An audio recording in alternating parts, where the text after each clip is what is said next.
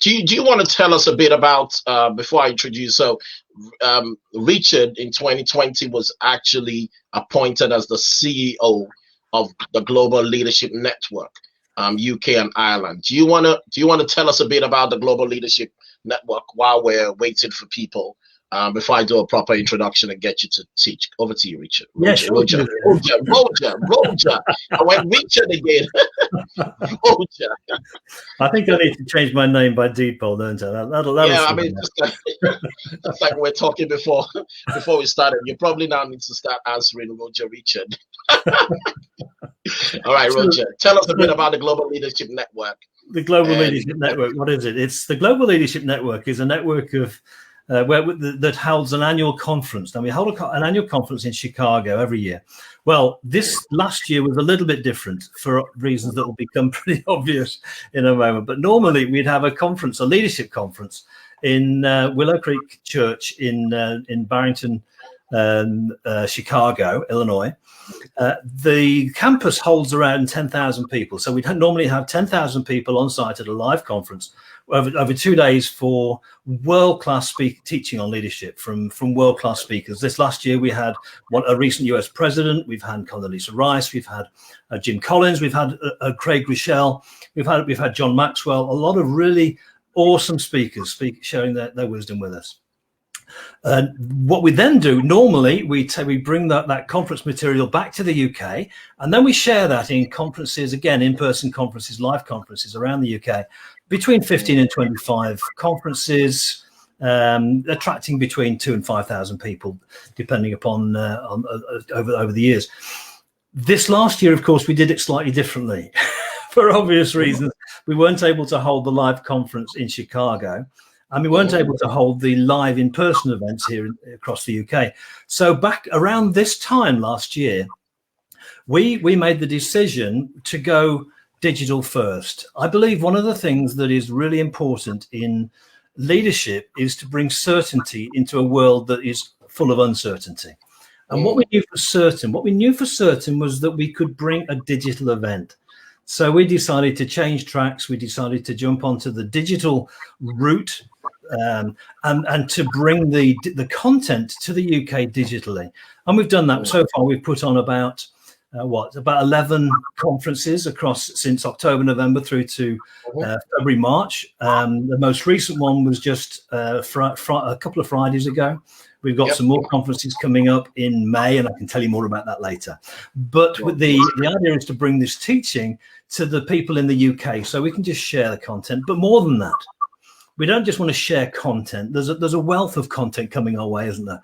It's almost like an all-you-can-eat buffet, and the stuff just keeps coming, and you can end up with indigestion. So what we do is we select the content, and then we intentionally spend time together in small groups processing that content, and with each event coming out with something actionable that we're gonna commit to doing differently. We're all about making measurable change to ignite transformation. So that's pretty much what the Global Leadership Network does.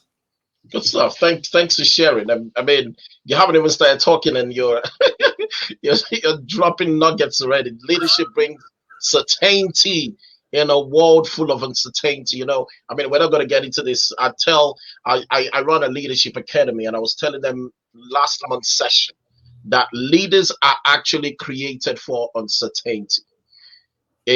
We bring clarity to uncertain situation. A leader typically would not necessarily have the clue, but that's why we're leaders, such that we can bring clarity and lead effectively. So great. We're going to have a great conversation around leadership.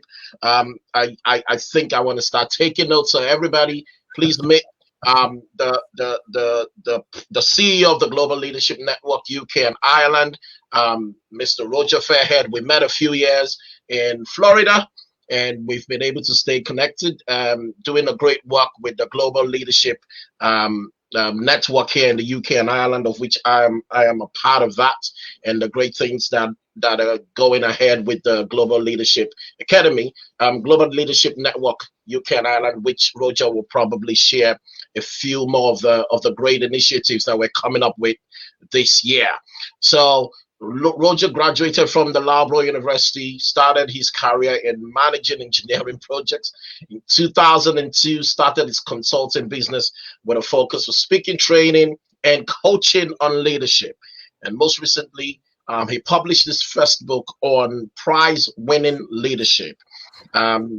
Which pretty much, yeah, that's the book there, which pretty much describes the methodology that he uses with the companies and clients that he works with all around the world. And just like you heard last year, as a result of the work he does in leadership globally, especially with the Global Leadership Network, he was now appointed the CEO of the Global Leadership Network, UK and Ireland. Roger Fairhead, thank God I'm not calling you Richard this time around. Welcome to the Thrivers Group. The people here on Thrivers Group love to learn, and I mean, someone just said pen and notes, pen ready for notes. Yeah, we love to learn. I'm gonna get out of your screen and just give you another 30-40 minutes to teach us on this concept of prize-winning leadership, and we'll come back and have a Q&A session. Over to you, Roger. Fantastic, thanks, Aaron, and thank you everybody for joining us here today. Do you know where you're going to? Do you like the things that life is showing you? Where are you going to? Do you know? Well, those lyrics were sung by Diana Ross, originally sung by Diana Ross as the theme tune to a film called Mahogany that was released back in the mid 1970s. And the tune is one of my all-time favorite tunes for a reason I'm going to come back to in a moment. Mahogany was a film all about a young girl called Tracy Chambers who grew up in a really poor neighborhood on the south side of Chicago. Now, Tracy had a dream. And her dream was to escape from her life of poverty by becoming a successful fashion designer. And her dream inspired her to do everything she possibly could to pursue that dream and find ways to make it become a reality. Now, along the way, Tracy was spotted by a top fashion designer, a chap called Sean McAvoy. And Sean invited Tracy to join him at the fashion capital of the world on the catwalks in Rome. Well, it didn't take long for Tracy to become Sean's top fashion model. And so he gave her a stage name. And her stage name, the stage name he chose for Tracy was Mahogany, hence the title of the film, of course.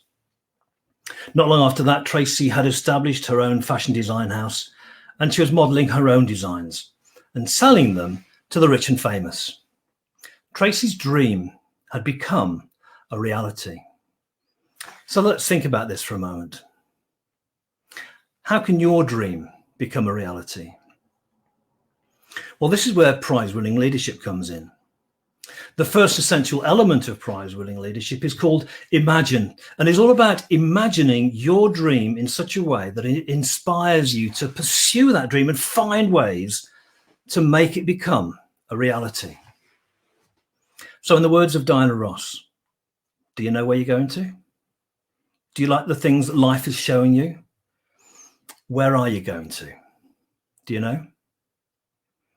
Well, whenever I listen to music, I like to listen to the bass line first. And that song has got an awesome bass line running all the way right through it. If you know the song, you know the bass line that I mean. It's been a childhood dream of mine to play bass guitar in a band. After all, it's all about the bass, no treble. So when a friend of mine said to me, Roger, how would you like to play bass guitar in my band? Well, I jumped at the chance. I got an old bass guitar and a cheap combo amp, and I'd even played in a few gigs some 10 years before that. Now, it wasn't until I got a hold of the music and started practicing that I remembered something that was really rather important, that I use music on stage. Not only was I going to have to learn the pieces, I was going to have to memorize them if I wanted to perform on stage with the band. Now, some people have got really, really good memories. Do you know those kind of people that can remember names and faces? They can remember everybody's spouse's name, everybody's children's names. They can remember where they last went on holiday. Unfortunately, I'm not one of them. In fact, in its place, I've got a really good forgettery. And what's more, it's getting better with age. In fact, if there's anything you need forgetting, just let me know and I'll make sure to forget it for you. So for a while, I wrestled with the notion that I'd have to abandon any idea of playing bass guitar on stage with a band. But my passion for music and my eagerness to play bass inspired me to push through and to confront those inner voices. Have you ever heard those inner voices that say, what do you think you're doing?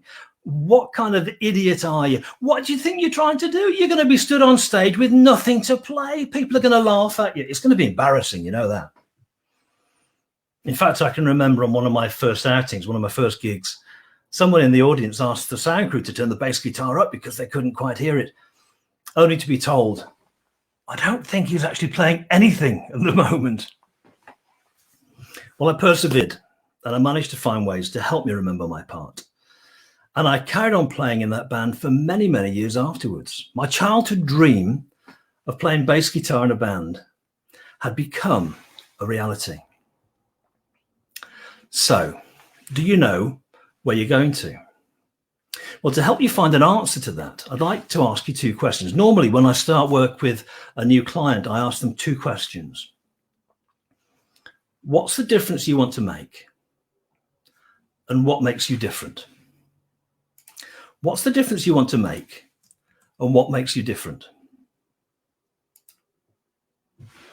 Now, you may have heard of the story of a couple of builders on a building site, and they were asked what they were doing. The first builder said, well, I'm digging a ditch. Of course, I'm digging a ditch just to earn a living. The other builder said, I'm building a cathedral. You may have heard the story about a janitor who was asked, what was he doing? He said, I'm mopping the floors to earn a living. The other janitor, he said, I'm helping to put a man on the moon. They were working at NASA, of course. What's the difference you want to make? And what makes you different? For me, what's the difference I want to make? What makes me different? I want to help difference makers make a difference. That's the strapline to my business, prize-winning leadership, helping difference makers make a difference. What's the difference you want to make? And what makes you different? You might want to just jot some ideas into chat as we're talking and as we're sharing together. What's the difference you want to make? And what makes you different? Well, for me, the prize-winning leadership model is what makes me different, and working with difference makers. I'll come on to what makes a difference maker in a moment, but here's the prize-winning leadership model. It starts off with imagine. We've talked about that already. It goes on to talk about influence, and we're going to come on to that in just a moment. It then moves on to look at interacting with people. It looks at implementing your dream. It looks about how do you increase to get ready for the next level of your vision. And it looks at inspiration. Inspiration runs right through the heart of everything we do in prize-winning leadership. So what makes you different? What makes you different? For me, it's difference makers, working with difference makers, helping difference makers make a difference. What's a difference maker? Well, we can talk about that a bit later in the Q&A if you'd like, but in essence, a difference maker is somebody who is working in a business that is not just for profit. Now we have the old concept of for-profit and not-for-profit companies. I'd like to move the boundaries and say we have for-profit companies and not just for-profit companies. So just for-profit companies and not just for-profit companies. And I like to work with not just for-profit companies. These are people I call difference makers. As Aaron mentioned, last year I was appointed to be chief executive of the Global Leadership Network. So what does the Global Leadership, what makes them different? Well, the Global Leadership Network, we feature world-class speakers of the absolute top quality. We focus on facilitated process time, making sure we make space for people to engage with the content and really let it settle in, to discuss it with other people. And thirdly, to look at measurable change. What's measurable change? What's measurable about the change that we're going to make? And let's move forward one step at a time, making individual steps so that we can ignite transformation. So what's the difference you want to make, and what makes you different? Well, when I was growing up, I wanted to become an engineer. And much of my early career was spent managing engineering projects. Now, the thing about engineers, I don't know if there's any engineers in the room, but the thing about engineers, I am one, I graduated in engineering. The thing about engineers is that we're really, really good with things. We're good at designing things, creating things, building things, fixing things. Engineers are the sort of people you're going to turn to first if your washing machine's broken or your computer doesn't work. One of the things I found as a project manager, though, is that engineers are really, really good with things, but they're not very good with people, like many professionals. They're really good with things, but not very good with people. What I found was that you can manage things, but you need to lead people. You can manage things, but you need to lead people. I discovered that a key differentiator between success and failure in projects, in business, in life, had to do with effective leadership skills, with leading people well. Because if you lead people well, you can inspire them to want to do what they're doing. You can turn have to into want to, and then they'll inspire themselves to be great. So how would you define leadership? How do you define leadership? Well, one definition of leadership is that leadership is about taking people from here to there. After all, if there's no there to go to, why bother leaving here? Another definition of leadership is about taking people with you from here to there. After all, as John Maxwell says, a leader with no followers is simply taking a walk. A very popular definition, a very succinct, a very straightforward, easy to remember definition is that leadership is influence.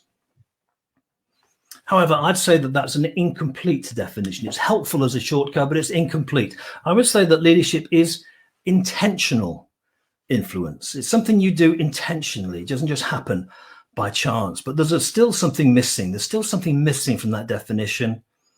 And I would say that leadership is intentional influence in the context of relationship. Intentional influence in the context of relationship.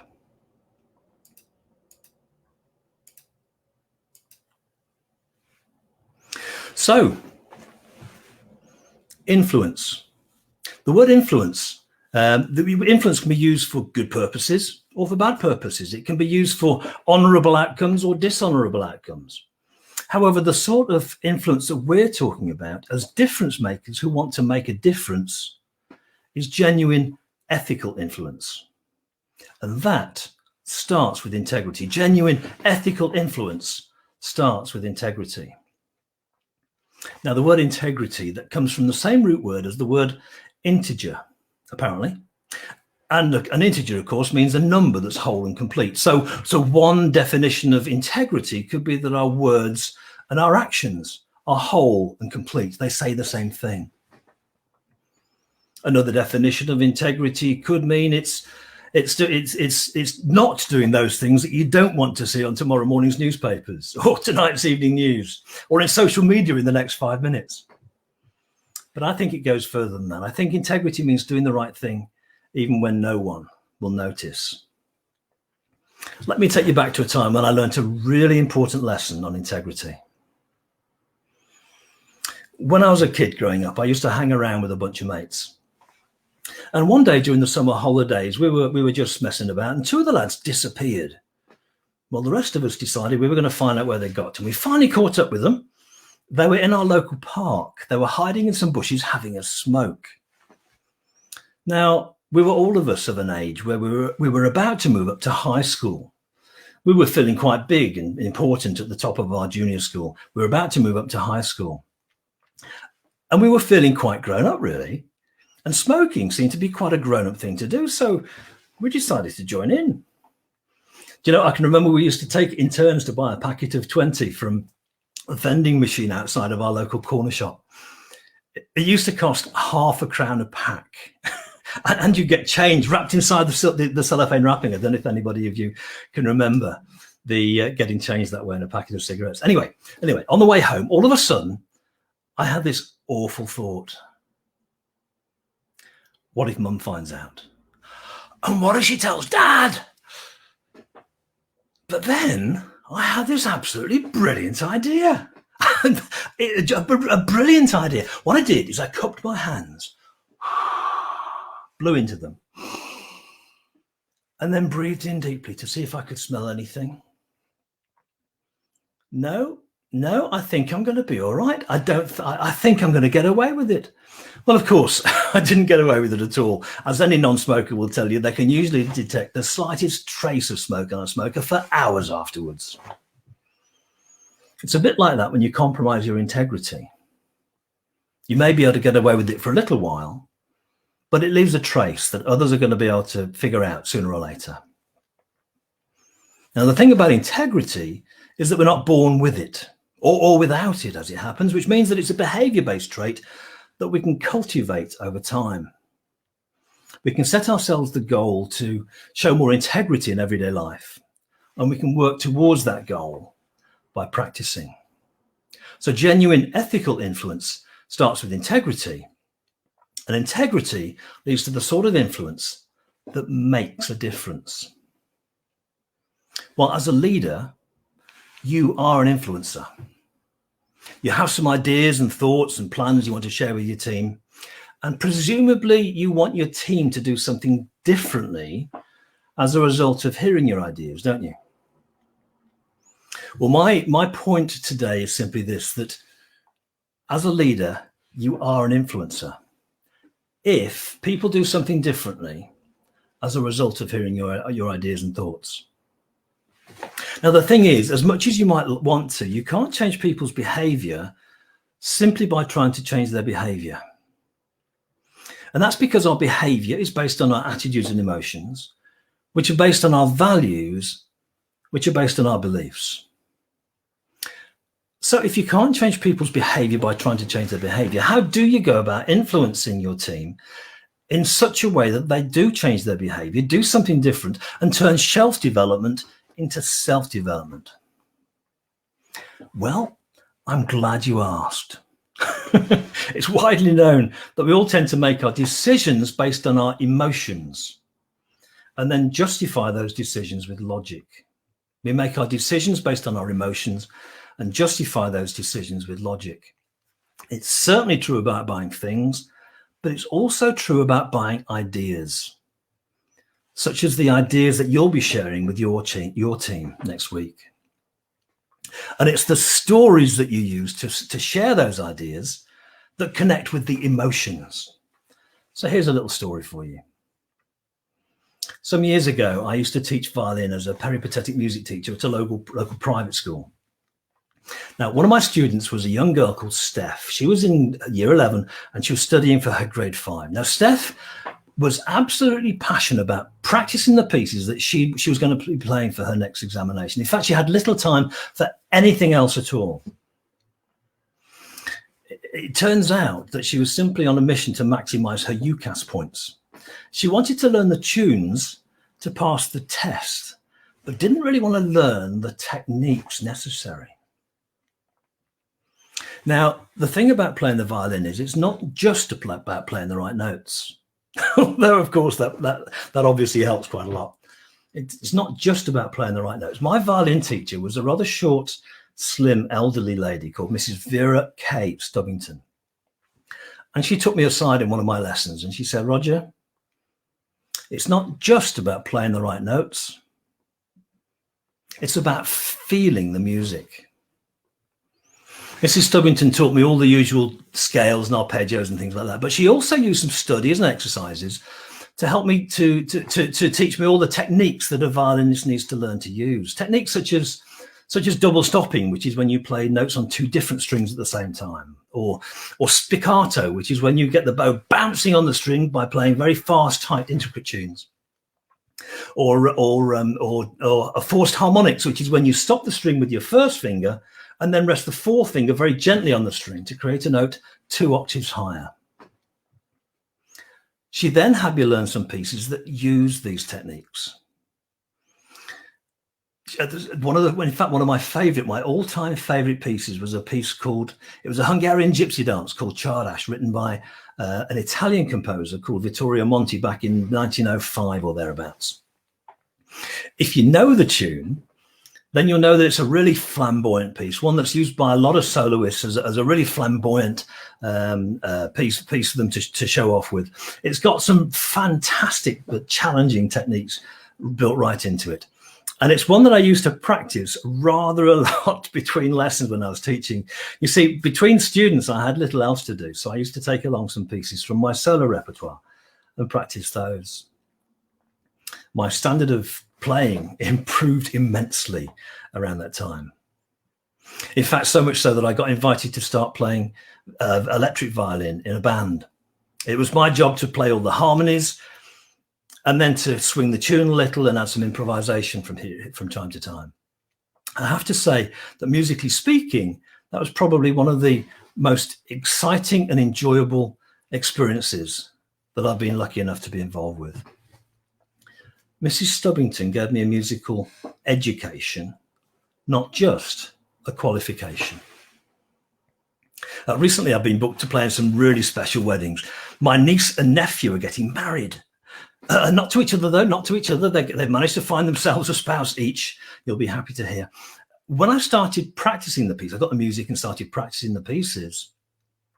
My wife, Sue, said to me, Roger, that sounds really mechanical. No one who knows those pieces is ever going to be able to sing along to those. So then I had to figure out how to swing the tune a little so people could sing along if they wanted to. The notes are necessary, but it's the feel that's important. Steph played the notes, but without any real feeling. She wanted the qualification, not the education. If we want to influence our audience to do something differently, we need to feel the music to connect with them emotionally, so they'll want to sing along with us. Well, every point needs a story, and every story needs a point. And the point of that story is that we need to be able to feel the music to connect with our audience emotionally. So why is that important? Well, as a leader, we're not here to try and change people's behavior directly because we know we can't do that.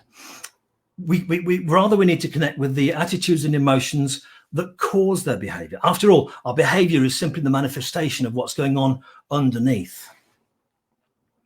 So we need to really understand our team and find a way to connect, find some common ground with their attitudes and emotions and beliefs and make a connection with them right there. Here's a splendid example of how important it is to make a connection, to connect with your team emotionally, and in this case, an audience emotionally, and one that made all the difference between success and failure for these performers. Recently, Sue, my wife, and I, we were watching an episode of The Voice on TV. It was a Saturday evening on a cold winter's night, and we were just settling down for an evening's entertainment in front of a nice warm coal fire. Well, for those of you who know the show, you'll know there are 4 judges, and that the opening rounds are called the blind auditions. Now, in this stage, what happens is that the judges' chairs are facing away from the performers, so they have to make their judgment based on what they can hear and not what they can see. Now, if one of the judges likes what they hear, they have this buzzer, they hit the buzzer, lights go off everywhere, the chair spins round, and they can see the rest of the performance. If none of the judges hit their buzzer, then the act is just sent away. But if more than one judge hits their buzzer, then the performer gets to choose who they're going to work with.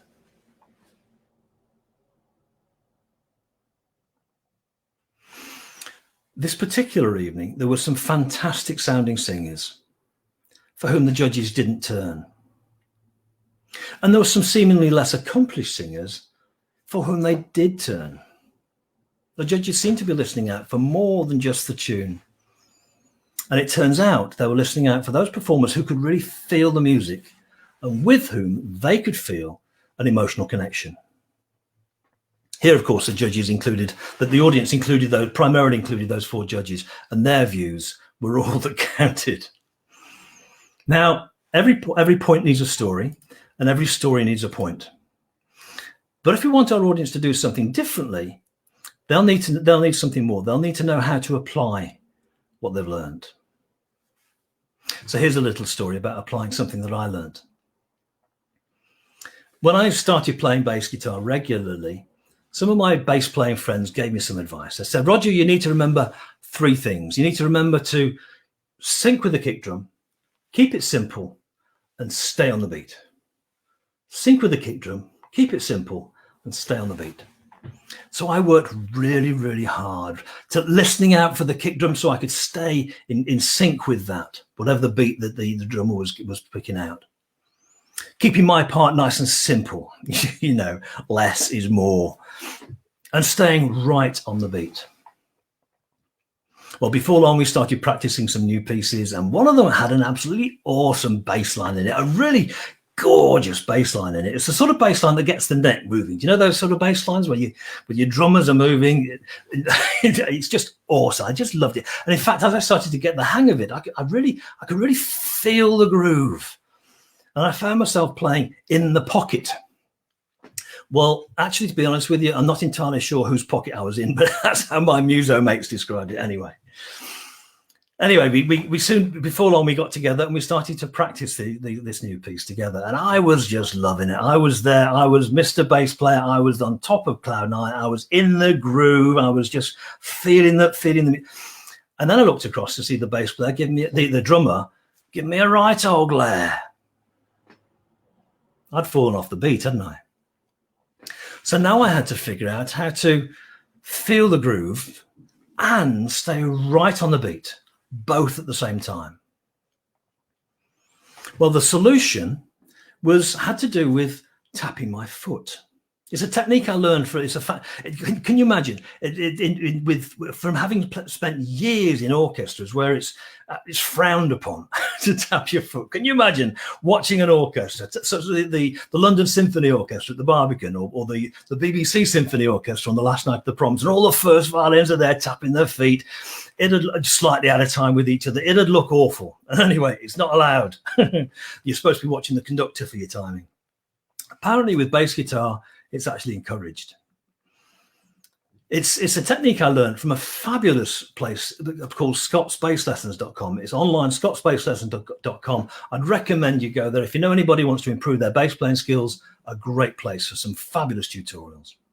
And this particular tutorial, this particular exercise was really, really helpful in figuring out how to feel the groove and stay right on the beat, both at the same time. What's more, it's a really simple technique too. It's tap your heel, not your toe. You try it next time you're listening to some music and you'll find it makes your whole body start to move in sync with the music. Now, my behavior had changed forever because my attitude had changed and I'd applied what I'd learned. Now I was able to feel the groove and stay right on the beat simply by tapping my foot. In your leadership, are you able to feel the music? Just as I need to feel the groove and stay on the beat whilst playing bass guitar, or swing the tune and add some improvisation when playing the violin? Or are you going to be just like Steph, who simply wanted to play the notes? Oh, and Steph failed her grade 5, by the way. We don't want to fail our audience. We want to feel the groove and stay on the beat. We want to swing the tune and add some improvisation. We want to connect with our audience emotionally so they'll want to buy into our ideas. Well, let's go back to my dear old violin teacher, Mrs. Vera K. Stubbington, and her front parlour where she gave lessons. And of course, Mrs. Stubbington had a cat called Felix. Now, not many people know that cats can feel the music too, but they can. When I was having violin lessons, my progress in learning a tune and getting a feel for the music was measured in cat minutes. Let me explain. When I started learning a new tune and got the music out, Felix would be out of there right away. He'd march out of the room, his tail in the air, looking over his shoulder as if to say, "What on earth do you call that?" Then as I started to get a feel for the music and started playing and started practicing a little bit more, he might stay in the room a little bit longer. And I can remember the very first time that Mrs. Stubbington came out of my lesson at the end and spoke to my mum, who was in the waiting room, and she said, "Roger played really well today." Felix stayed in the room right through to the end of his lesson. Well, it's not so easy to see when an online audience is staying in the room with you. And so now it's even more important to feel the music and connect with your audience emotionally. So they'll want to stay in the room and sing along with you. Now, they may be like Felix and they can't hold a tune so well. It's well known that the Cats can't hold a tune. In fact, if you've ever heard the musical Cats, then you know exactly what I mean. But Felix could certainly feel the music, and he'd let you know in no uncertain terms when he couldn't.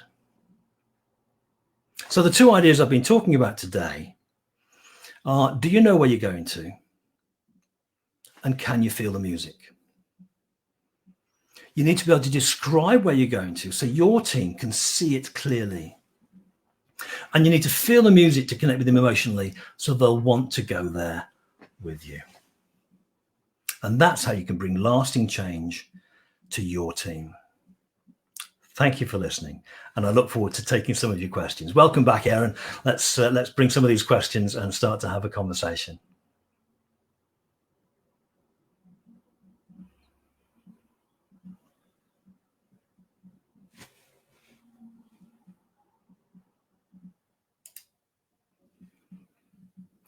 Aaron, you might need to unmute. I'm thinking you're on mute there, mate.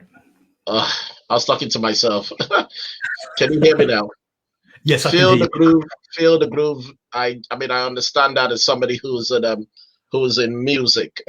Perfectly understand that. And we talk a lot about playing in the pocket. Yeah. Hey guys, if that was, I mean, there was so much to pick out. Let me just quickly pick out some of the things. Some of our listeners. Integrity is a behavior-based traits that we can cultivate over time. We make decisions based on our emotions and justify those decisions by our logic. Yeah, it's always funny when John Maxwell says that a leader with no follower is simply taking a walk. Genuine ethical influence starts with integrity. Let me go to something you said quickly before I get into questions. So you know the question you asked around what's the difference you want to make and what makes you different. Do you mind just going into that a bit more, just so that our listeners can walk out of today's session having that clarity as to what's the difference they want to make in life, and being able to actually understand what makes them different, what separates them, what makes them different from every other person. Yeah, so it's so useful to have these two questions right at the heart of what you're doing as you're starting to think about your business. And it's usually something I ask of any new client when I'm starting to engage with them, those two questions. What's the difference you want to make, and what makes you different? We then follow up with the question of, so what's your biggest leadership challenge in achieving that? But let's come back to these two questions. What's the difference you want to make? Well, for me as a leadership coach, the difference I want to make is I want to see my clients making a measurable change. I want to see them doing something differently tomorrow than that which they were doing yesterday. I want to see them moving the ball down the field continuously. I don't want to see them just learning some new stuff. I want to see the difference in black and white, in numbers, in something we can measure, not just in something that's just that you think, we're doing much better now. No, I want to see the difference that's being made in their business. Now, one of my customers, he said to me at the beginning of this year, he said, Roger, you can rest assured you're on the case for the rest of this year. The board can see the difference you're making to this organization. Now that is what I'm all about. The way I put it is this: is the difference between teaching and helping you learn. If I come into a room and teach, and you understand nothing and walk out having learned nothing, then I've done my job. But if my job is to help you learn, I can teach as much as I like. And if you've learned nothing, I've not done my job. That's a key difference for me as a leadership coach. I want to see that you're walking out of the room doing something differently, that your results are different. It's impacting on the quality and the quantity of your outcomes. So what's the difference you want to make? I want to see measurable change in the outcomes in the people I work with. And what makes you different? There are two primary things that make me different. The first has to do with the prize-winning leadership, the prize-winning leadership model. Just a little, there you go. You can get one of those on Amazon. Prize-winning leadership model, which talks about a number of things. Let me just see if I can pull up a picture here. I've got one somewhere here. Let me just here we go. So here's a picture of the prize-winning leadership model. So what makes you different is the prize-winning leadership model. It starts with imagine. Do you remember we started at the beginning of the talk? Imagine. How can you imagine your dream in such a way that it inspires you to pursue that dream and find ways to make it become a reality? The second is influence. And we talked about influence and the need to influence people and how you can do that. In prize-winning leadership, you go on to how do you interact with people effectively? How do we implement the dream? How do we actually put something in place? As a project manager, that's what I was doing all the time. How then do you increase? So this is about personal increase. We need to, obviously, the project needs to move forward, the organization needs to move forward, but we want to see increase in both your organization and you personally. And running right the way through it all is to do with inspire. The I in prize, it's an acronym, is inspiration. It's a personally rewarding inspiration zone experience. So that's one of the things that makes me different. The other thing that makes me different is I was talking about working with difference makers. Yeah. So what's a difference maker? What's a difference maker? Well, I like to think the back in the 60s, was it 60s or 70s, a chap called Milton Friedman came out with the idea that an organization's primary and top main objective is to maximize shareholder profit, nothing else. Well, I find that people today are becoming increasingly intolerant of companies without a cause. They want to see that there's more than just a profit motive going on. And so you'll remember that John Elkington talked about the triple bottom line, about people and planet as well as profit. It's often talked about as in a number of different ways. Corporate social responsibility, looking at people and planet as well as profit. But I think it needs to go further than that. I think you need to have people who are passionate about a purpose, that are going to pay attention to the people and planet as well as a profit. And they've got something going on that's a bit philanthropic, that they're investing into things beyond their own sphere of influence. So that's what I would define as a difference maker with those 6 things. They're passionate about a purpose, they're looking at people, planet, and profit, and they're philanthropic. So good. Let me also just tell everybody who's listening, throughout this month, it's actually a focus on leadership. I'm bringing a speaker every Monday who's going to be teaching, and we're going to ask leadership questions. I just sensed it was time to equip this community and for us to begin to talk about this great subject as leadership. Now, I don't know if this is your experience, Roger, but one thing I found out is the longer we are leaders, and especially with a lot of the people I work with or the organizations, there's always this tendency to become very complacent.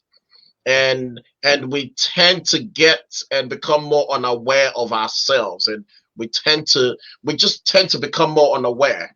And I'm just wondering, how can we begin to break out of that tendency? Have you come across the Tuckman team building model of form, storm, norm, perform? Yeah. So when a team gets together for the first time, they start to they just form. They get to know each other. They're not sure what to do.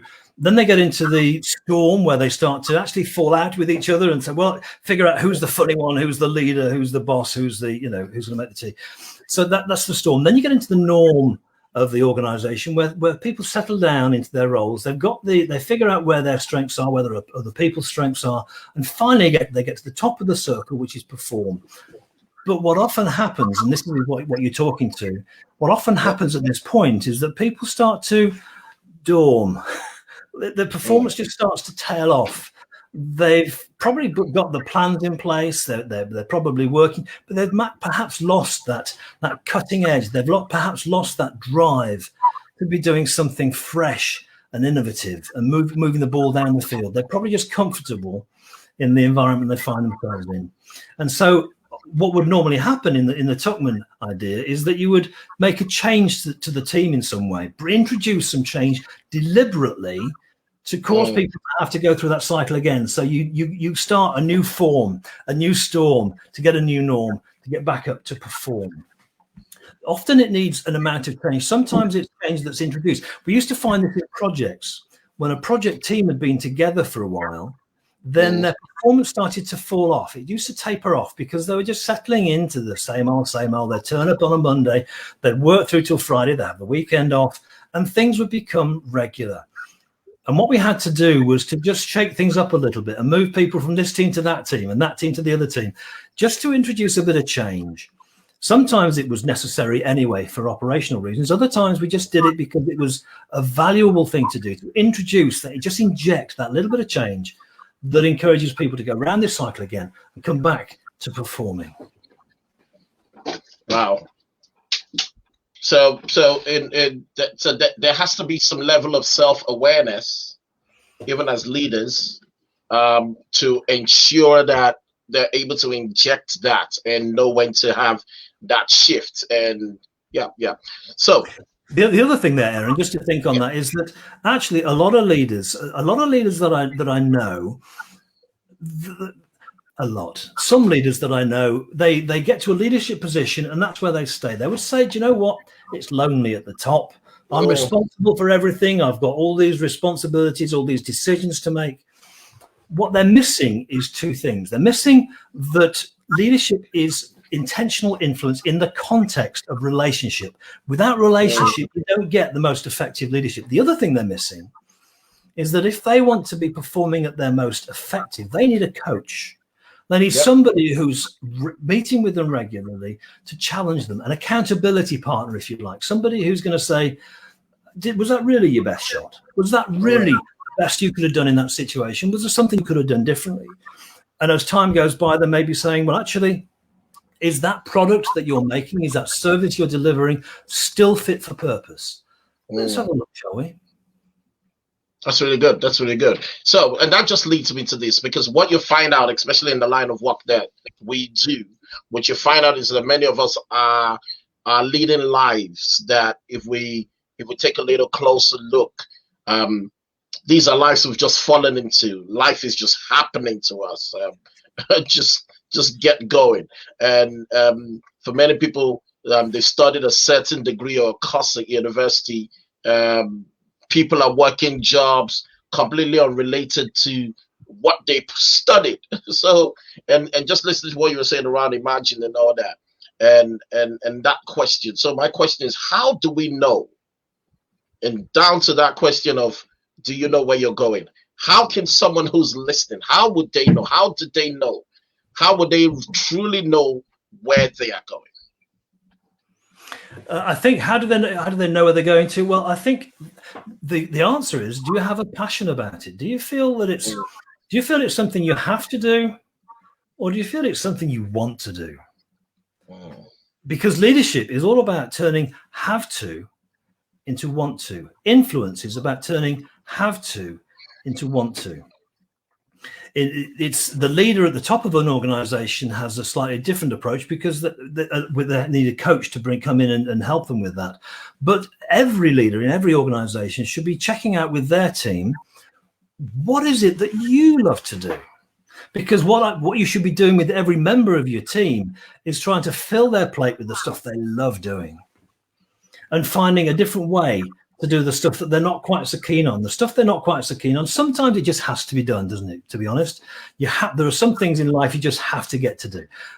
But if your entire day is filled with that, it's going to be pretty monotonous. If you can try and keep filling their plate with the things they love to do, and from time to time just check, is there something we can take off your plate and give to somebody else and find somebody else who would love to do that? Then you've got a team that are enjoying what they're doing. They're coming to work because they want to, not because they have to. The other thing perhaps to say there, Aaron, is that when it's not only is it something you want to do, but is it something that's just outside of your comfort zone. Now, we talk a lot, don't we, as coaches, about your comfort zone and the fear barrier that surrounds your comfort zone, that stops you and prevents you from really stepping out into things you'd like to do. Well, I like to talk in prize-winning leadership has this idea of your comfort zone in the heart. Outside of that is just surrounding that is your fear barrier, but outside of that is the inspiration zone. Now, what's that thing that when you close your eyes? So when I was playing bass guitar, I'd always wanted to play bass guitar. I just love hearing bass. I love playing bass, but I'd never actually played in a band yet, not regularly. Then I get the opportunity, and I had to face that fear barrier. The fear barrier for me was to do with my memory, or rather my forgettery. I just... to try and remember stuff, for me, it just doesn't happen. It just doesn't come easily. If you want somebody to remember what's the capital city of, I don't know, anywhere, I don't know. I haven't got a clue. Maybe I can do London for England. That'll do me. So my memory for things like that, to learn a piece of music, takes a lot of time. And when I started learning to play bass, I came across that barrier that said, you know what? You're an idiot. You're going to look a fool. People are going to laugh at you. Those voices in your head that say, you balmy idiot. What are you thinking of doing? And that is the fear barrier. If the thing that you really, really want is the other side of that fear barrier, it's in the inspiration zone. If the attraction to reach that thing in the inspiration zone is strong enough, then you can work through the fear barrier. That's why I say you need to imagine your prize, imagine your dream in such a way that it inspires you to do anything you possibly can to make that dream become a reality. Then you know where you're going to. I mean, let's still stay around that. So why do you think? Because even just listening to how you're describing the bass guitar and things like that, I could see someone who was passionate about something, had a dream when they were young, and everyone who's listening here definitely had childhood dreams. Why do you think many of us forget those dreams that we had in our childhood, or just don't get to that point of being able to push through those dreams and still see those dreams and go after them, even as we grow older? Well, I think there's a couple of things, really. When I was growing up, a couple of things that I can remember were I wanted to join the RAF. The thing I wanted to one of the ideals of joining the RAF was being able to fly a plane. Now, it turns out my eyesight wasn't good enough. I was never ever going to be able to be a pilot in the RAF, because my eyesight wasn't good enough. Now, I could have been an engineer officer, and in fact, I got offered a commission as to become an engineer officer after a selection board at Biggin Hill, but it really didn't inspire me enough. The thing I really wanted had been taken away from me because of some physical defect. That can be one reason. Another was when playing the violin. I played from a very early age. I was playing in orchestras, playing solos, playing performances. And I just knew I really didn't enjoy practicing. I didn't mind half an hour a day, 45 minutes a day. But by the time I'd done that, I'd had enough, really. I could always tell in the orchestras that I was playing in, you could tell those kids who were really, really focused. They just loved what they were playing, hours a day and really working hard. They got this mark under their chin. You could tell them. Got this violin mark under the chin. Yep. I never ever had one of those. I just didn't enjoy practicing enough. It wasn't enough to get me into the inspiration zone. It was something I'd like, but it just didn't float my boat. Now, sometimes it can take a while to figure out where your inspiration zone is and what those things are in the inspiration zone. And there's some great techniques that you can use. I'm sure you've used them before, just techniques to figure out where your strengths are, where your gifts are, where your life's experiences are. Listen, this is one really useful technique, really useful tip. Steve Jobs, at a commencement address at Stanford University, once said, "You can only join the dots looking backwards." Look back over your career, over your lifetime, the things you've engaged with. Now, this can be more difficult when you're 16 than it can be when you're 56. But hey, listen, just look back over your career, your life, and what are those things that really made you come alive? For me, That's what really gave me a focus for my life. And the focus was everything I've done, I've taught.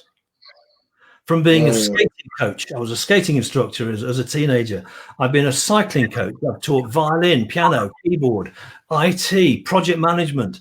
I've pretty much everything I've done, leadership, obviously, pretty much everything I've done and enjoyed and found rewarding, I've taught.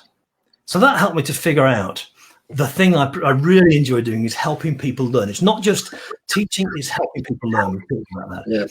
But then it's also what's the thing I want to teach people. Well, when I look around me and see the leaders around me, particularly in the profession. So whether it's in the engineering profession that I started my life into, or whether it's in accountancy, whether it's in whatever it might be. I look around. In fact, I started for a while. I was spending some time with a number of pastors who they told me that they'd spent years learning the theology, learning the pastoral issues. Accountants who spent years in accountancy examinations, but they'd never had one day, even 1 hour's training on leadership. And you could see they could be just so much more effective if only they could get a hang of get a hold on these principles. When I was going through the airports as a young engineer traveling to various places around the UK and Europe, I used to go through those airport bookshops. You know, those bookshops that have all the books on the shelf that are just long enough to read on a flight. And they were filled with management. And then in the 90s, John Maxwell came along, and all of a sudden he brought in this new theme of leadership. And for me, the light bulb went on when I could figure out the difference between management and leadership is that you do things, but you need to lead people. And that's when it really started to become alive for me. And so doing that exercise, just looking back over my life's history, helped me to figure out that there are two things that really float my boat. The first is helping people learn, and the second has to do with leadership as a topic. Do you mind if we just stay there? Because it was actually one of the questions that I wanted to ask, but I wasn't sure if I was going to go there. If you could just help people who are watching and listening to give some kind of definition between the differences between managers, and leaders. Well, there's the classic, isn't there, of managers do things right, but leaders do the right things. In terms of the procedures, the processes, my experience tells me that effective management means getting efficient at what you do, making sure you're working on things the most efficient way you can. There's been all sorts of going back to Edwards Deming, coming through to Joseph Durand and people like that, coming through to quality control, getting the processes absolutely honed down so you're doing the most efficient way of delivering what you need to deliver. But leadership is looking at just taking a bit of a bird's eye view and figuring out why do we want to do what we're doing, and maybe we need to figure out doing it differently. So it's a leader that was missing, in my view. It was a leader that was missing in Kodak when they had the patent for digital photography, and they thought they had their processes and procedures in place for print photography, and they just missed the boat completely. From having over 90%, nearly 95% of all cameras, camera equipment, photography, everything, it was Kodak. Kodak was everywhere. Yep. And then they went bump. Totally, just bump in inside of a decade, because they lost sight of the thing that what they were really into was making memories. Yeah, it's right. Do you know that story about it? What's the purpose of a drill? It's for drilling. Yep. It's for making holes. Yep. A drill is a hole making machine. I don't need a drill. I need a hole, and the drill helps me to achieve that. In the same way, Kodak lost sight of the fact that we're about memories. We want to look back on memories and recall what goes on in our history, and that's what the photography helps us to do. They lost sight of that. They lost sight of the leadership of the organization and focused on the management and went bump. That's so good. So why do you think? So as a coach, I'm always asking my clients, asking people this question: what do you want? What do you want? People would love to tell you what has happened, what is going on in their lives, and all that stuff. And what you constantly find is many people cannot honestly answer that question of what they want. Why do many people, in your opinion, do not know what they want in life? Because essentially, that means they're not leading their own lives, right?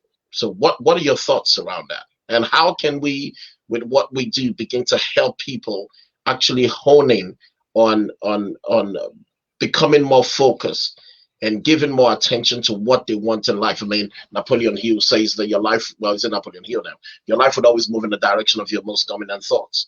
So if you're not thinking about what you want in life, then your life is actually not leading in any direction. What are your thoughts around that? Well, I think, there's a few things here. I think some people get caught in a rut. They end up in a security trap. They find themselves in a secure position, in a secure job, with commitments, and they feel that they can't break out of that. Some people, they just find that they're stuck in this trap of security, that they can do what they do. If they try and do something different, they're going to take a pay cut, and they can't afford that. That kind of thing can, for a lot of people, be the challenge. For other people, the story I told at the beginning about Diana Ross, she wanted to escape from her life of poverty by becoming a successful fashion designer. Well, she got to that pinnacle. She became a world-renowned fashion designer. I know it's a story, but here's how the story unfolded after that, was that she managed to achieve her dream of breaking out of a life of poverty by becoming a successful fashion designer. But what she found was, when she got there, it wasn't fulfilling. Because of the way she'd left behind somebody with whom she was really, really close. She had to leave this guy behind. She had to break a relationship, and she pursued the goal of becoming a successful fashion designer. When she got to that thing that she thought she wanted, she figured out she'd left what she really wanted behind. And so often we can find ourselves in that trap, that what we thought we really, really wanted, we when we get there, we've left what we really wanted behind.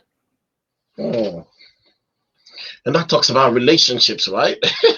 And that leads us to relationships. So many of the folks listening, many of my clients are career people, working in corporate organizations and non-corporate environments.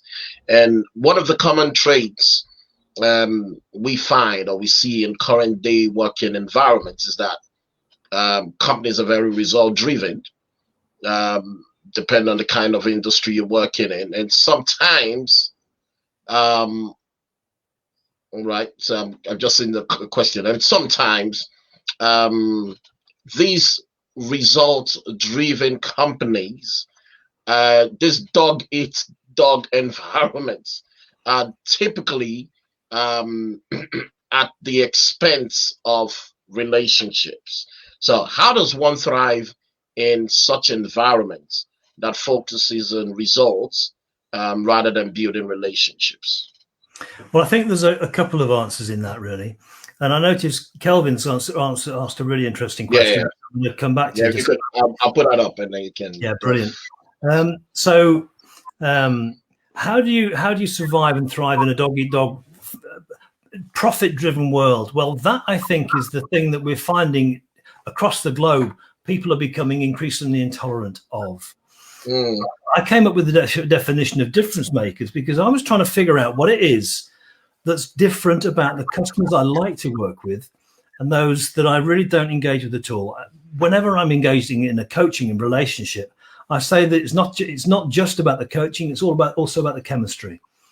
Sometimes the chemistry works really, really well.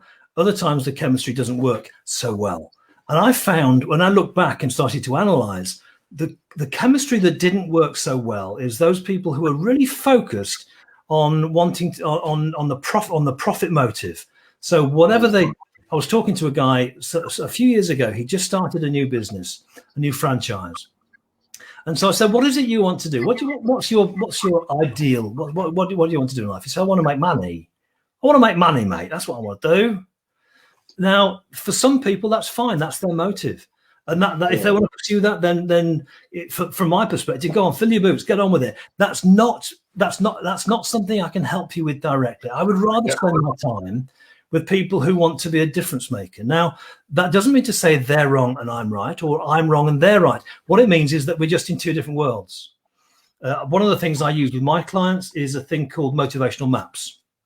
And that helps us to figure out the things that really motivate them. Are you motivated by a thing called spirit, by being free to do whatever you want to do? Are you motivated by creator, which is to do with creating something that nobody else has created before? Or are you motivated by a thing called builder, which is to do with achieving success and having the trappings of success in your life? Figure out what your motives are, the things that really go on inside. And to be honest, motives they change over the course of a lifetime. When you start out and you're in your 20s, you're just getting onto the job market. You've done your education. Your motives are to start to make a difference in the world. By the time you get to your 60s and your 50s, 60s, 70s, you're thinking, actually, I'm going to settle down now. I want to just make sure that everything's there for my retirement. Entirely, and in the middle, you've got all the family stuff going on. You've got mortgages to pay. You've got all this kind of stuff. People have different motives at different times, but I find that I work best with people whose motives are less focused on the money and less focused on the profit and more focused on the purpose. In fact, there was a guy who did some research. I'm just trying to think of his name. I'll tell you his name when I remember. He did some research on a whole suite of American companies because he could access their historical data very easily. And what he found was that companies that would focus on purpose made more profit than companies who focused on profit. Wow. Now, I thought that was remarkable. Not everybody's experience will be the same, but those were his findings. So the question that we had, do you want to just let me get that back up. Yeah. There we go. How about in a case where you don't know what you want? Great question, Kelvin. I love that question, because that's where, for a start, that's where coaches like Aaron and I can help you. We can help to bring those things out of you. The purpose of a coach. So the difference between a coach and a mentor, the purpose of a coach is to help release those things that are inside of you and bring them out. The purpose of a mentor is to share their experiences with you and tell you how they did things and the things that worked well, the things that worked less well. The purpose of a coach is to draw those things out of you, to help you expose and give and articulate those things that are inside that you can't quite get out. Now, there's some people I've worked with, and I say, I really don't know what I want to do. I don't have any ambition. But you know what? This person was just an encourager, the sort of encourager you'd never seen the likes of elsewhere. They were fantastic at encouraging people, helping everybody else do the best job they could possibly do. They had a fantastic ministry. They had a fantastic opportunity in front of them to embrace that desire, that mission in life, to encourage other people. So sometimes we just need the language to be able to articulate what it is that's inside of us. I think most of us have got that. You know that feel when you think, I know. It's like when the name of an author is on the tip of your tongue, or when something you just can't reach it. I think there are some times like that. And so when that's your experience and you're not entirely sure what you want to do, then maybe it's going to be somebody working along with you who could help to express that and bring it out into the light of day. I guess another thing to really add to that also is, especially in coaching, we always say when the student is ready, the teacher will appear, and really it's when that individual gets to that point where they really want to, when wanting to know becomes a I must know, then you go seeking, you go searching, so that you can actually find. And you were going to say something. Yeah. So I wrote a blog a little while ago, and the blog subtitle was, "I never had my best ideas." And the reason for putting it that way is that I find a really effective time is to get together with maybe some of you, if you're not quite sure what your passion is, what drives you, what excites you, maybe you just need to get together with some people and talk about it. Just talk about your experiences. Talk about the things that have really excited you. Talk about the things that have made you come alive, and just start to reflect on some of those. And that can sometimes be a very useful exercise. I think one of the ways I actually even see it is actually from scripture. Even Jesus himself had to ask people, who do people say I am? And sometimes that's actually just the way to find, okay, I don't know who I am. And just ask your people, who do you think I am? What do you think I'm good at? You know, for me, that was an experience, 2008. I think it was 2008. It was a bank holiday weekend like this. And I had friends over at the house.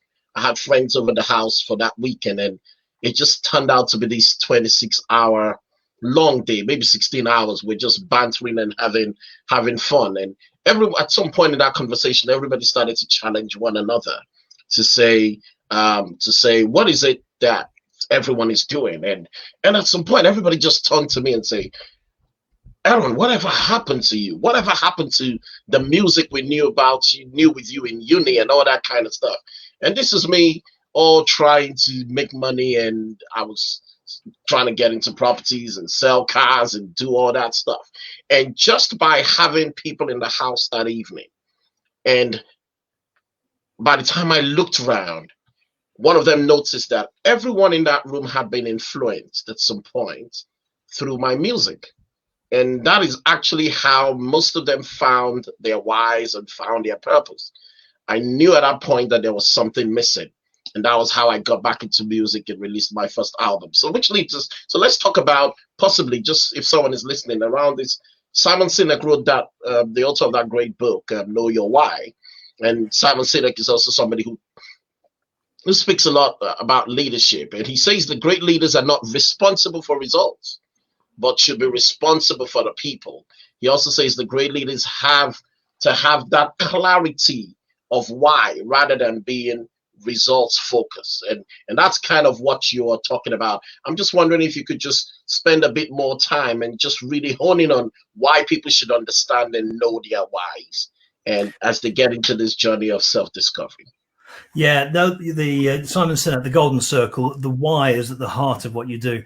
What I like to say to when people are looking at particularly around business planning time, I ask them to do two things. I say, what can you see with your eyes closed? What can you see that's just out of reach? It's just around the corner. It's just over the horizon. You can't physically see it, but what can you see with your eyes closed? This is where the imagine piece comes. And then what can you see with your eyes open? Because that's going to be the things that you can do practically to take you towards that thing that's just out of reach. So I talk in prize winning leadership. We talk about do something new to win your prize. And the new is your next exciting win. So once you've identified what your prize is, it's that thing that's just out of reach, just out of sight, just over the horizon. Once you've identified your prize, it's outside of your comfort zone. It's beyond the fear barrier. Once you've identified your prize, that personal, rewarding, inspiration zone experience, once you've identified that, I've described the prize as being an inspiring image of the future that produces passion in people and turns have to into want to. An inspiring image of the future that produces passion in people and turns have to into want to. So that's to do with what's the why. The why is that thing that you can see with your eyes closed. And then to put it into practice, you need to do things with your eyes open. The other thing I'd recommend people do, if you want to do something, just a bit of self-help, a great resource is a thing called Chazown. This is a book written by Craig Groeschel. Chazown is how it's pronounced, is how it's spelt. It's an interesting title. It's actually a Hebrew word, and when you pronounce it correctly, it's Chazown apparently, and that's apart from being a really good way of clearing your throat. It's the Hebrew word for vision. It looks at what's your spiritual gift, what are your values, and what are your life experiences. And where do those three things overlap? That is your Chazown. That's your vision. That's your purpose in life. A great resource. That's so good. Let's talk about values and leadership.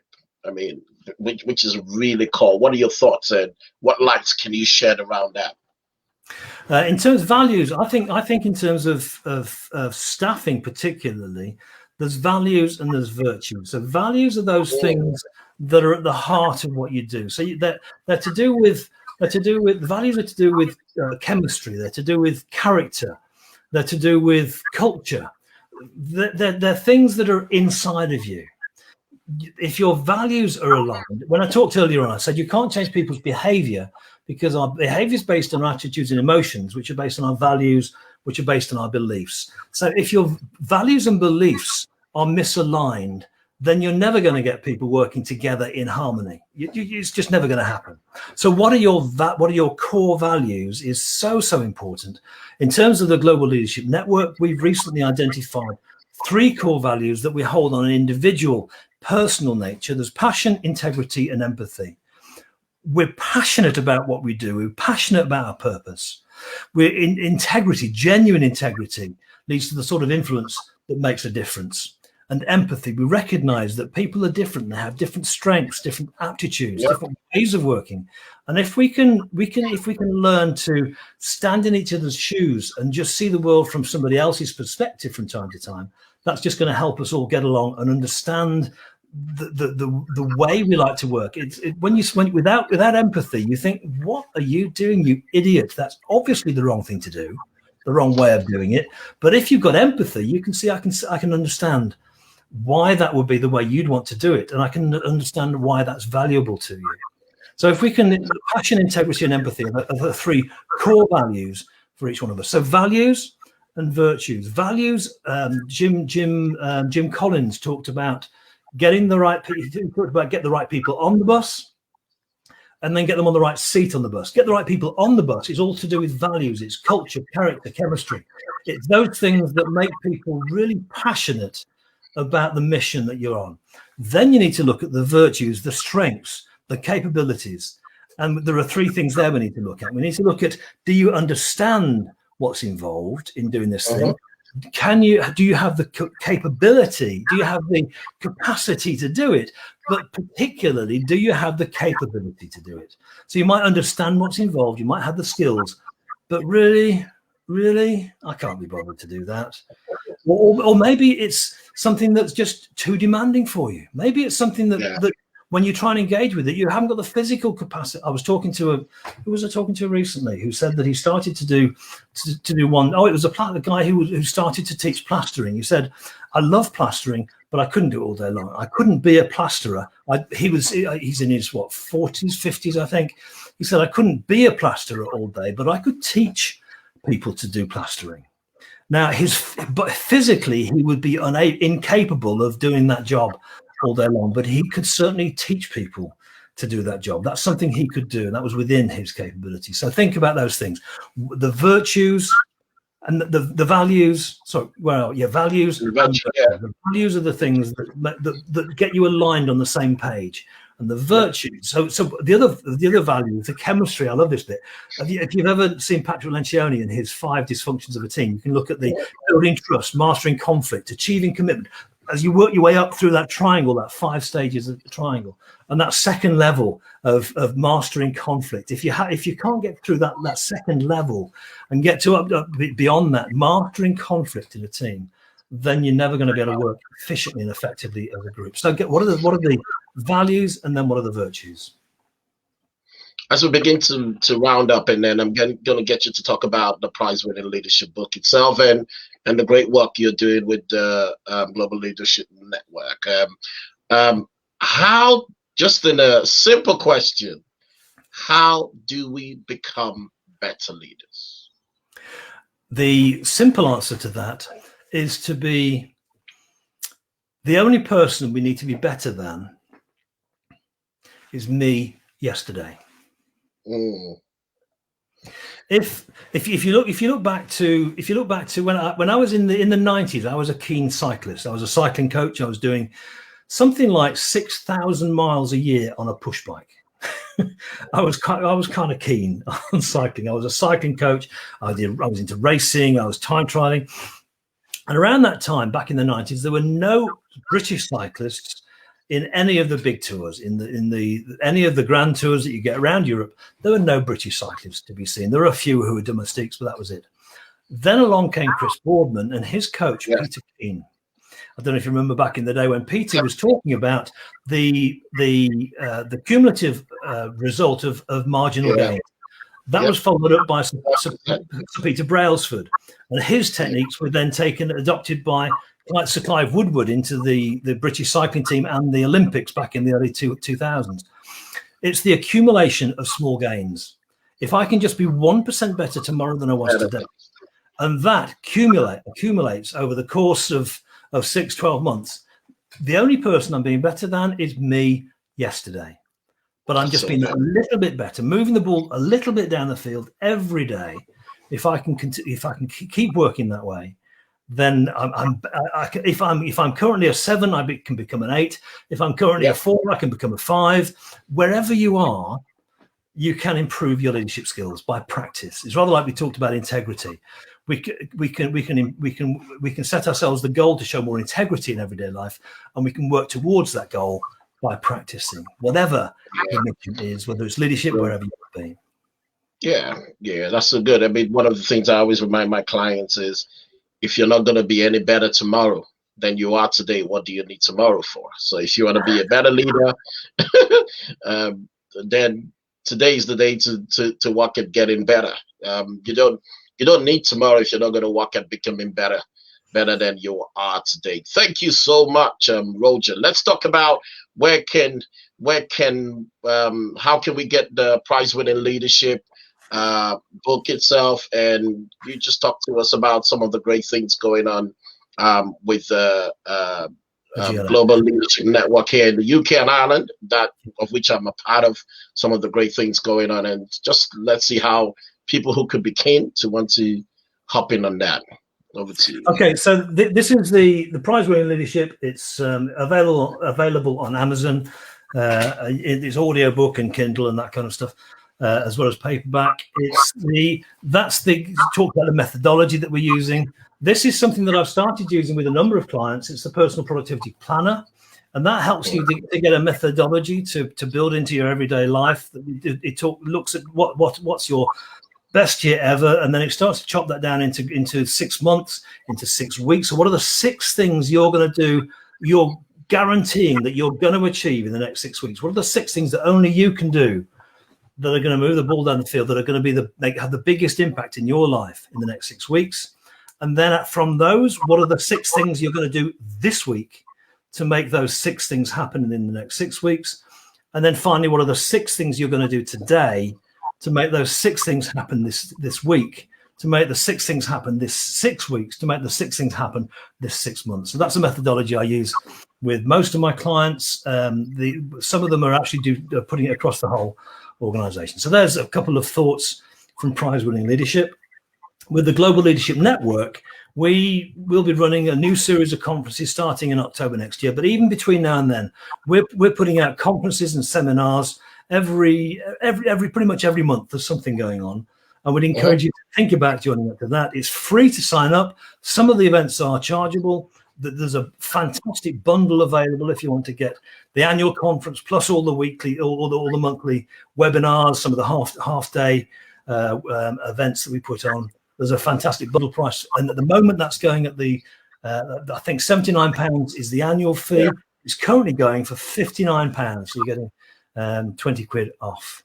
So if you'd like to engage and have a look at that. So those are some of the things we have. In particular, we have an event coming up later this month, which is going to be really useful for church leaders.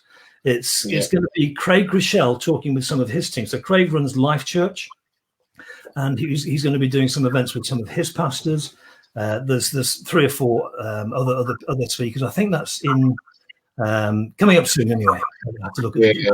But go to glnuki.org, and you'll find all the details there. All right. Thanks. Thank you so much, Roger. I believe that we've been greatly blessed today. We've been greatly soaked with so much wisdom. Hey guys, you want to listen to the video over and over again? It would definitely go on YouTube at some point. I don't know whenever I get to get it on YouTube. But until then, it will still be here on the Thrivers group, and you can just come and listen over and over again. Roger, I want to say a big thank you. Thank you for coming here on the Thrivers group to be a blessing to us. I've just seen we're actually on the 2 groups, so thanks for people are sending their greetings saying thanks, Roger. Thank you for being a great blessing to us. And we would definitely have Roger come again and share maybe on some other subject or continue the subject of leadership. And to everybody throughout this month, we're going to be focused on leadership. I have another special guest. I've got all my guests for this month, and they're all going to be speaking leadership every Monday. Every Monday we're talking leadership here on the Thrivers group. I just think it's time to equip ourselves, especially as we begin to come out of this. How are we coming out of the pandemic? And one of those ways is to grow in your leadership. Leaders see before others and see more than others. And this is the time to equip yourself to see before others and see more than others. All right, thanks everybody. And I trust you've had a good time. Until next week, Monday, we're back. So tell everybody, 7:30 every Monday. You can expect that I'll have a guest where we're going to grow together and learn. Somebody has a question we must know. Roger, are you awake? Then you were yesterday. All right, cool. All right, bye everybody. Bye everybody. Bye for now.